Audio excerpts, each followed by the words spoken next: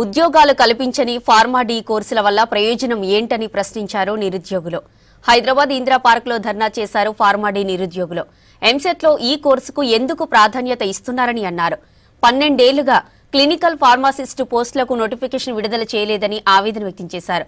Pharmacy practice regulation సవరణలను అమలు చేయాలని demand చేశారు నిరుద్యోగులు.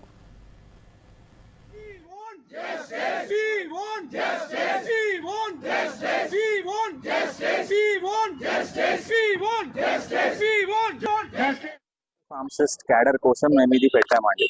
1950s లోనే డాక్టర్ ఆఫ్ ఫార్మసీ కోర్స్ అనేది యుఎస్ లో వచ్చేసింది. మన దగ్గర 2008లో స్టార్ట్ చేశారు. మనకి స్టార్ట్ చేసిన తర్వాత 2015లో మాకు రోల్ క్లినికల్ ఫార్మసిస్ట్ అనే రోల్ ని 2015లో అసైన్ చేశారు. 2019లో డాక్టర్ ప్రిఫిక్స్ అవన్నీ జరిగాయి. కానీ ఇంకా కూడా మన స్టేట్ లో కానీ వేరే స్టేట్స్ లో కానీ ఇంకా ఈ రోల్ కి సంబంధించి గవర్నమెంట్ సెక్టార్ లో కానీ ఎక్కడ కానీ రికగ్నిషన్ లేదు. మాకెందుకు మేము ఎవరితో కంపేర్ చేసుకుంటాం, ఏ క్లినికల్ డిగ్రీస్ వాళ్ళతో కంపేర్ చేసుకుంటాం. మాకంటూ ఒక రికగ్నిషన్ కావాలనే కోరుకుంటాం. ఈ ధర్నా కూడా అందుకే. 2008లో స్టార్ట్ అయిన కోర్సు 2020 అవుతుంది. ఇప్పటి వరకు ఒక నోటిఫికేషన్ కూడా లేదు. సో తెలంగాణ వ్యాప్తంగా మొత్తం 50,000 మందికి పైగా గ్రాడ్యుయేట్స్ అయ్యి అన్ఎంప్లాయ్మెంట్ తో బయట ఉన్నారు. సో కోర్సు స్టార్ట్ చేయడానికి కారణం ఏంటి?